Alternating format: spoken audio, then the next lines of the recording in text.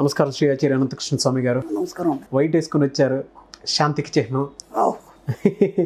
మీ దగ్గరకు వచ్చేటప్పటికి మీ మాటలు విన్న తర్వాత, మీ క్లాస్కి వచ్చిన తర్వాత ఎంత పాజిటివ్గా రెస్పాండ్ అవుతారో దానికి తగ్గట్టే ఉందన్నమాట షర్ట్ కూడా. అండ్ మనీ మంత్ర వీడియోస్ చేసేటప్పుడు చాలామంది చాలా పాజిటివ్ ఫీల్ అయ్యి, అండ్ ఏదైతే కోల్పోయారో, మనల్ని మనం కోల్పోయామని ఎవరైతే ఫీల్ అయ్యారో వాళ్ళు మళ్ళీ బ్యాక్ వచ్చారు.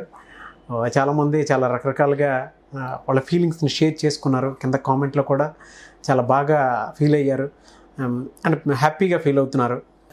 మనీ మంత్ర వీడియో చూసిన తర్వాత మేము ఏం కోల్పోయామనేది తిరిగి మళ్ళీ సంపాదించుకున్నట్టుందండి. చాలా ఆనందంగా ఉంది మాకు.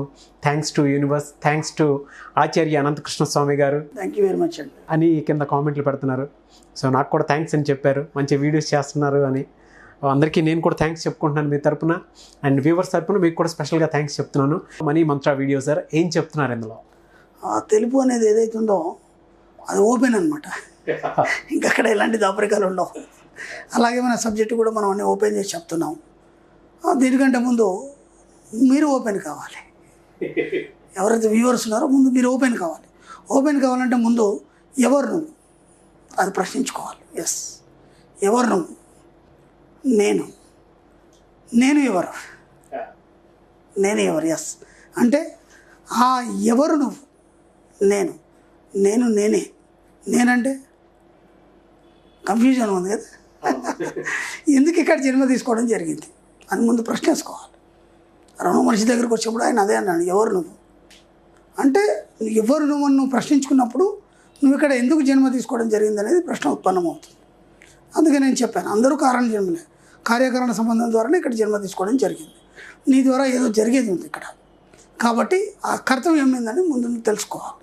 అలాగే నువ్వే మళ్ళీ ఇక్కడికి ఎందుకు పుట్టాలి, నువ్వే మళ్ళీ ఎందుకు ఇక్కడికి రావాలి, ఎందుకు? దానికి ఒక కారణం ఉంటేనే మీరు రావడం జరుగుతుంది. ఓకే, నేనంటే ఎవరు? ఇప్పుడు వస్తుంది అసలు విషయం. నేనంటే ఎవరు? మీలోని అంతరాత్మ భావాలను ఉన్నతంగా వ్యక్తపరిచేదే నేను. ఎంత అద్భుతంగా చెప్పాడండి. మీలోని అంతరాత్మ భావాన్ని వ్యక్తపరిచేదే నువ్వు. ఎప్పటిదాకా ఎవరు అని కన్ఫ్యూజన్లో ఉన్నావు. ఎవరు నువ్వు అంటే నీ అంతరాత్మను అడిగితే చెప్తుంది. అదే సబ్ కాన్షియస్ మైండ్.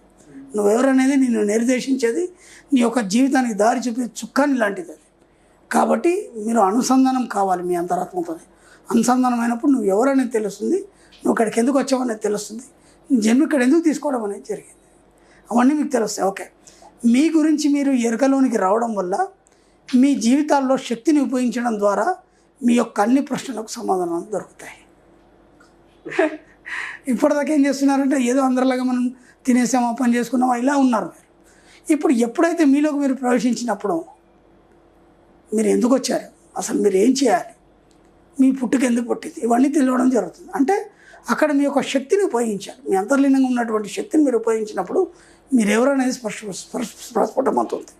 ఆ ప్రస్ఫుటం కావడానికి మీరేం చేయాలంటే మీలోకి మీరు ప్రవేశించాలి. ఓకే ఫ్రెండ్స్, అలాగే మీకు అన్ని ప్రశ్నలు, ఎన్ని ప్రశ్నలు అయితే ఉన్నాయో, మీకు ఎన్నో అనుమానాలు, ప్రశ్నలు కానీ వాటన్నిటికి కూడా ఇక్కడ సమాధానం దొరుకుతుంది. ఎప్పుడు నిన్ను నువ్వు తెలుసుకున్నప్పుడు. అప్పటిదాకా మీకు ఏ ప్రశ్నలకు కూడా సమాధానం దొరకదండి. మీ ప్రశ్నలన్నిటికీ సమాధానం మీ యొక్క సబ్ కాన్షియస్ మైండే చెప్తుంది. ఇది బాగా గుర్తుంచుకోండి. ఎవరినేం అడగకండి. నేను 100,000 సార్లు చెప్పా, ఎవరినేం అడగకండి. మీ ఇన్నర్ మైండే మీకు దారి చూపిస్తుంది, అన్నిటికీ మీకు సమాధానాలు చెప్పడం జరుగుతుంది. వాస్తవానికి మీ జీవితం అంతా ఈ సృష్టికి సమాధానాలు ఇస్తూనే ఉంటుంది. మీరు ఎప్పటివరకు ఉంటారో ఈ భూమి మీద, అప్పటి వరకు ఈ సృష్టి మీకు సమాధానాలు ఇస్తుంది. చూసారా ఎంత గొప్ప వాక్యం అది. మీరు ఏదన్నా అడగండి, దానికి సమాధానం అన్నీ సృష్టి మీకు సిద్ధంగా ఉంచింది. మీకు ఏం కావాలి, ఎప్పుడు కావాలి, ఎంత కావాలి, ఎలా కావాలి, మీరు ఇలా ఎందుకు ప్రవర్తిస్తున్నారు, దానికి కారణం ఏంటి, వీటన్నిటికి కూడా సృష్టి సమాధానాలు ఇస్తూనే ఉంటుంది. ఇది మీరు బాగా గుర్తించాలి. కానీ మీరు ఆ సమాధానాలను స్వీకరించడానికి ఎరుకలో ఉన్నప్పుడే మీరు స్వీకరించడం జరుగుతుంది.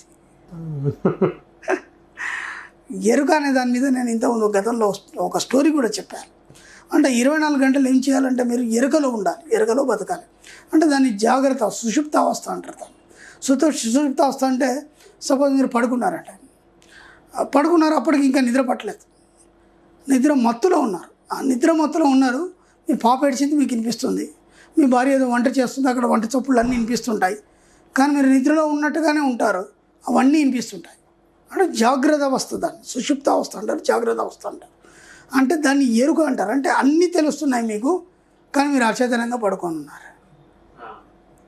వారెన్ బఫెట్ అన్నాడు, మీరు పడుకున్నప్పుడు కూడా సంపాదించాలి, అప్పుడు మాత్రం మీరు ఏదైనా చేయగలుగుతారు అన్నాడు ఆయన. పడుకొని సంపాదించడం ఎలా? పడుకున్నా సరే మీ యొక్క సబ్కాన్షియస్ మైండ్లో ఎప్పుడు డబ్బు సంపద అనేది ఎప్పుడు అది తిరుగుతుండాలి. సంపాదించేసినట్టే, ఇంకా మీరు కొత్తగా దానికోసం కష్టపడాల్సిన అవసరం లేదు. కాబట్టి మీరు ఎప్పుడు ఎలా ఉండాలంటే ఎరకలో ఉండాలి. ఎరకలో ఉంటే మీరు ఏందని మీ వ్యక్తిత్వం అనేది బయటపడుతుంది. మీకేం చేయాలని అన్నీ తెలుస్తుంటాయి. అంటే సబ్కాన్షియస్ మైండ్తో మీరు ఎప్పుడైతే కనెక్ట్ కాబడతారో మీరు ఎరకలో ఉన్నట్టే లెక్క. ఓకే ఫ్రెండ్స్, మీకున్న శక్తిని వదిలేస్తే విల్లు నుండి బాణం వదిలినట్టు. ఎప్పుడైతే మీరు ఎరకలు లేరో విల్లు నుండి బాణం అది ఎటుపోయిందో కూడా తెలియదు. అలా అవుతుంది. మీ జీవితం సరి అయిన లక్ష్యాన్ని మనసులో ముద్రితమైన మరుక్షణమే బాణాన్ని వదలడం తెలియాలి. అది ఎప్పుడు తెలుస్తుంది? లక్ష్యం మీద వదలడం ఎరుకలో ఉన్నప్పుడే తెలుస్తుంది మీకు. లేకపోతే ఏమవుతుంది, ఆ బాణం ఎడిపోతుందో తెలియదు. ఎలా పడితే అలా వదిలేస్తే ఎటు వెళ్ళిపోతుంది. అది మీరు బాణాన్ని సరిగ్గా గురిపెట్టినప్పుడు ఏమవుతుందంటే కరెక్ట్గా లక్ష్యాన్ని చేరాలనుకుంటూ ఆ సబ్కాన్షియస్ మైండ్ పనిచేస్తుంది. వాళ్ళకి సబ్కాన్షియస్ మైండ్లో కాన్సన్ట్రేషన్ వచ్చి కరెక్ట్గా లక్ష్యాన్ని చేరుతుంది. ఎప్పుడైతే మీరు దాంతో కనెక్ట్ కాలేదు, ఎరుకలో లేరు, అది పక్కకి వెళ్ళిపోతుంది. చాలా జాగ్రత్త ఉండాలి. అంటే మీ యొక్క లక్ష్యాన్ని, మీ యొక్క జీవితాన్ని ఎలా అనేది నిర్దేశించుకున్నప్పుడు మీరు అలా ఎరుకలో ఉన్నప్పుడే అది సరి అయినటువంటి సమాధానం ఇవ్వడం కానీ, లేదా మీ జీవితం అనేది సక్రమైన మార్గంలో పోవడం అనేది జరుగుతుంది. లేదంటే ఏమవుతుంది, ఫెయిల్ అయిపోతారు. కాబట్టి ఎరుకను అనే దాన్ని గట్టిగా పట్టుకోండి. ఇంకేం చెప్తున్నాడు, ఎప్పుడైతే మీరు ఎరుకలు ఉంటారో ప్రతిక్షణం ఆటోమేటిక్గా ఈ విశ్వంతో మీరు అనుసంధానమైనట్టే. అంత బాగా చెప్పాడండి. ఎప్పుడైతే మీరు ఎరకలో ఉంటారో విశ్వంతో అనుసంధానమైనట్టే. ఇక మీదేమీ లేదు, అంతా విశ్వమే చూసుకుంటుంది. ఎలా ఎలా ఎలా మీరు ఏం ఆలోచించాల్సిన అవసరం లేదు. ఇది ఎలా చేయాలి, అదే ఎలా చేయాలి, మీకేం సంబంధం లేదు. ఇక ఒక్కసారి ఎరుకలకు వచ్చారా ఆటోమేటిక్గా విశ్వంతో అనుసంధానం అయిపోతారు.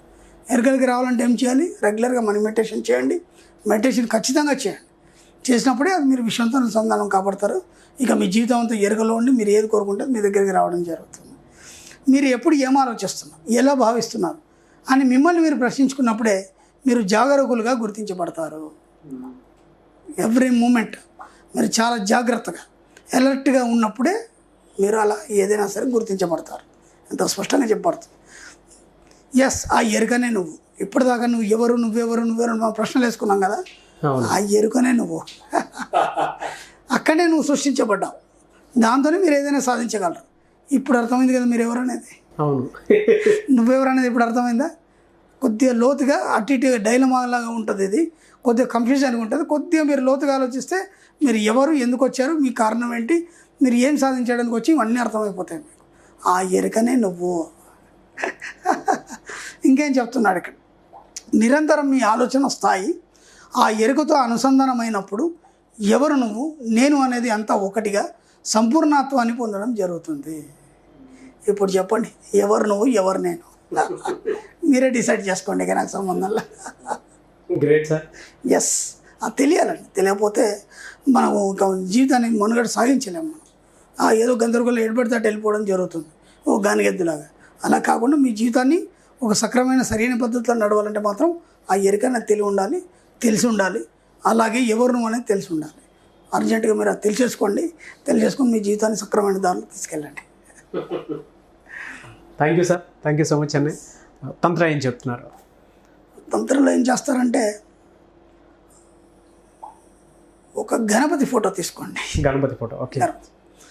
అయితే ఇక్కడ ఇంకో 2 రకాల కన్ఫ్యూజన్ ఉంటుంది మనకి. కుడి సైడ్ తొండం తిరిగింది ఒక గణపతి ఉంటుంది, ఎడమ సైడ్ తొండం తిరిగింది కూడా ఉంటుంది. మీరు చెప్పిన తర్వాతే అబ్జర్వ్ చేయాలి. ఎడమ సైడ్ తిరిగిన తొండం గణపతి ఎక్కడ ఉంటే తీసుకోండి. మళ్ళీ దానికోసం కన్ఫ్యూజ్ కావద్దు. ఎక్కడైనా ఫోటో ఫ్రేమ్ల దగ్గర కానీ ఎక్కడికైనా మీరు చూసుకోండి. నెట్లో కొట్టండి, ఆ పోస్టర్ కంటే ఉంటే తీసుకోండి. ఓకేనా? ఆ పోస్టర్ తీసుకొని మీరు ఏం చేస్తారంటే మీ బీరువా ఉంటుంది కదా, డబ్బులు పెట్టే సొరుగు, ఆ బీరువాలో ఎక్కడైతే డబ్బులు పెడతారో దాని పైన అతికిచ్చేయండి. దాన్ని పైన అతికిచ్చేయండి. అక్కడ ఏం జరుగుతుందంటే మీకు డబ్బు సంపద లోటు ఉండకుండా ఉంటుంది. ఆ గణపతి ఉపాసకుడిగా చెప్తున్నాను, ఆ గణపతి ఎంత ఇస్తాడంటే ఒక ఆయన సంతృష్టి చెందితే బోరెడు డబ్బు కురిపిస్తాడు, సంపద కురిపిస్తాడు, ఏది కోరుకుంటే అది ఇచ్చేస్తాడు. కాబట్టి బీరువాల సొరుగులో డబ్బులు పెట్టే దగ్గర కాకుండా దాని పైన అతికిచ్చేయండి. అది ఎడం వైపు తొండం తిరిగి ఉన్న గణపతి మాత్రమే. మళ్ళీ సార్ ఇది ఎలా ఉంది ఇది ఇలా ఉంది నాకు చెప్పొద్దు. థ్యాంక్ యూ అన్న, thank you so much sir. Thank you అండి.